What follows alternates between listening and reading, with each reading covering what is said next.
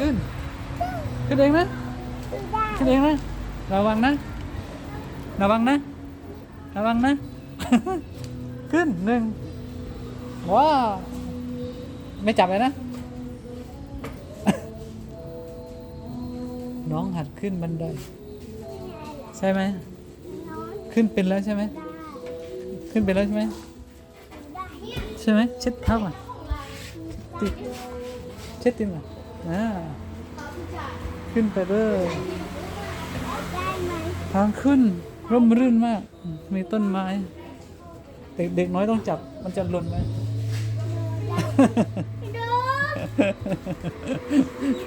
อาจจะหล่นได้เก่งมากเก่งมากถึงแล้ว อันนี้เหรอว้าว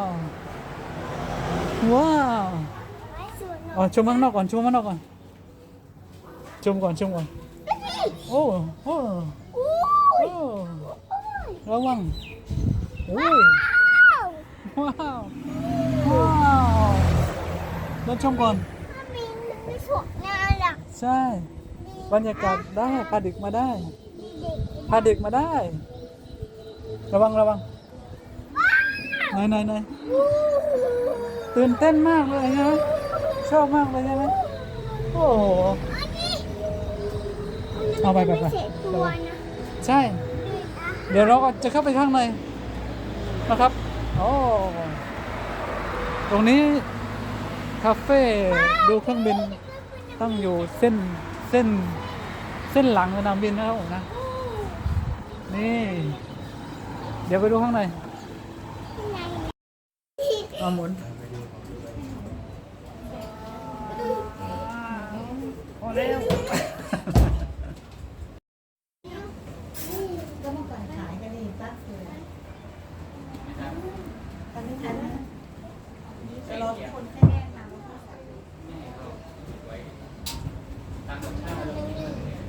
แต่ว่ามันต้องแบบหมุนเรื่อยๆนะฮะเป็นไงบ้างดีใช่ไหมได้ดูกี่ลำแล้วฮะดูกี่ลำแล้วดูกี่ลำแล้วเรียกตบก่อน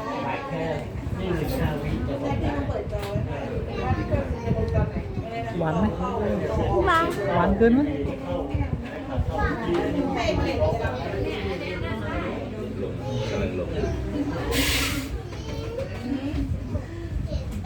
นั่งรออะไรนั่งรออะไรนั่งรออะไรรอเครื่องบินมันแลนดิ้งฝาขาดใช่ไหมมาแล้วครับลำใหญ่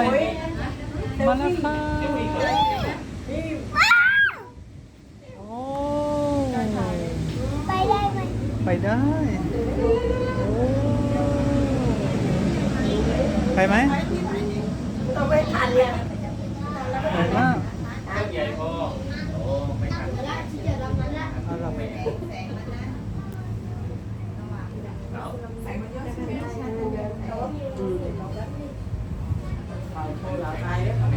เอเมเลตวันนี้มีกะหรี่ปั๊บมีอะไรบ้าง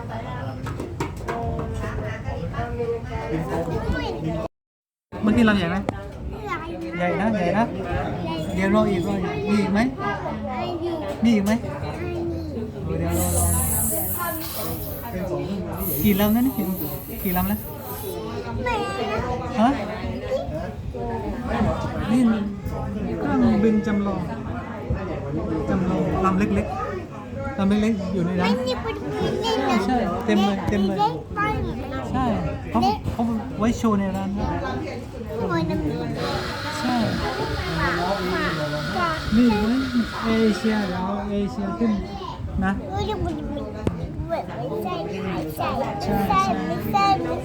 ใช่ไหม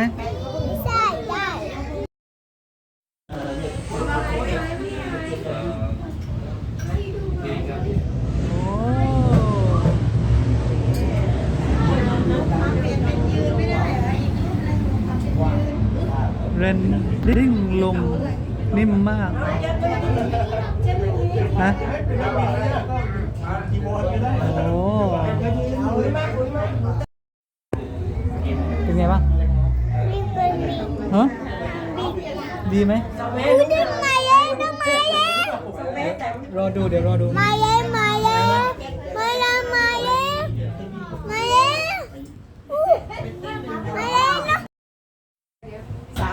สามงานด้วยงานอเมริกาโน่แล้วเต็มเดียวเมื่อวันนี้เต็มบ้าเต็มเดียวเมื่อวันนี้มาจนขนาดเต็มเดียวเมื่อวันนี้นู่นกำลังมาตั้งลำแล้วตั้งลำมาแล้วยืนไหมยืนไหมยืนขึ้นมานี่นะ งานรัตนาไหม มาแล้วโอ้เร็วมากโอ้เอเชียเฮ้ยไม่ใช่เวอร์จินโอ้ยบัดเจ็ตอะไรเร็วมากเป็นอย่างเร็วใช่ฮะดูอีกไหมดูอีกไหมอ๋ออันนี้คือความรู้ใช่ไหม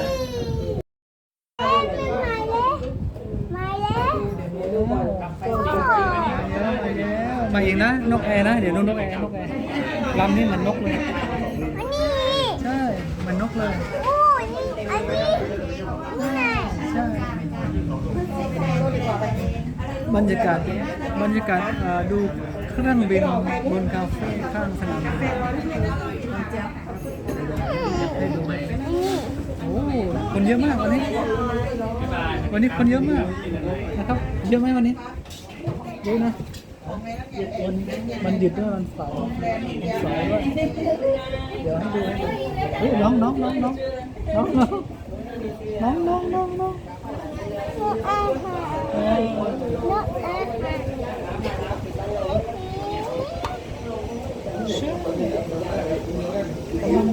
วันนี้ไปก่อนวันนี้ไปก่อน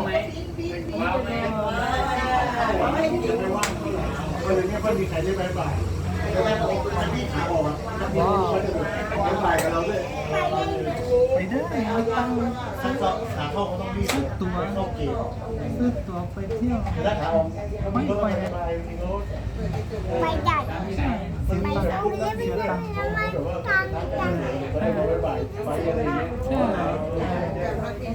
ใช่ไหมดังมือเยสิบดำไม่สิบมาแล้ว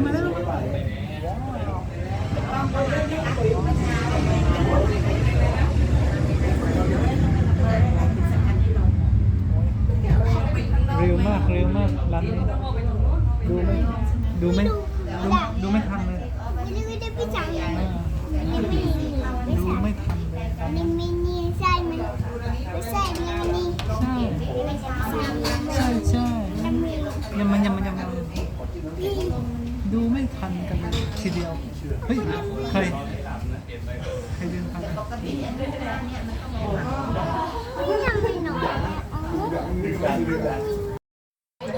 เดี๋ยวอีกลำกำลังมาครับมาแล้วจะเป็นไงกำลังมาปุ้ยมาแล้ว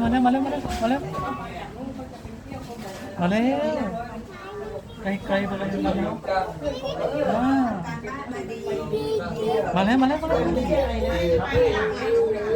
มาแล้วดูโอ้โหไ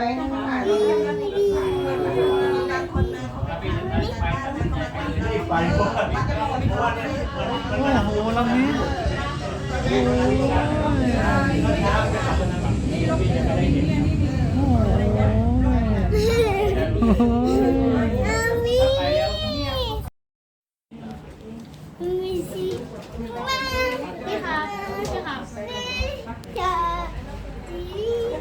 เนี่ย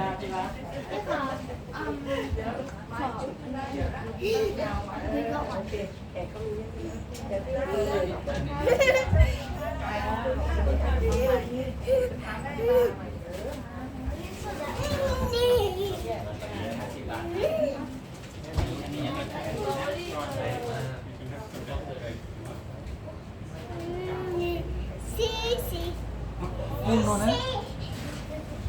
นี่ โมโม ดูด้านอีกอันหนึ่งยังไม่ได้ เหรอ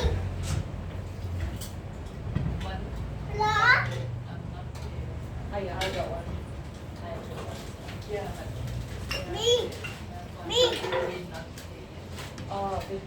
ป้าไปดูกัน น้องสั่ง เอามามากันกันนี่สองน้ำมันนะโอเคเอาไว้ตรงนั้นนะมานะอันนี้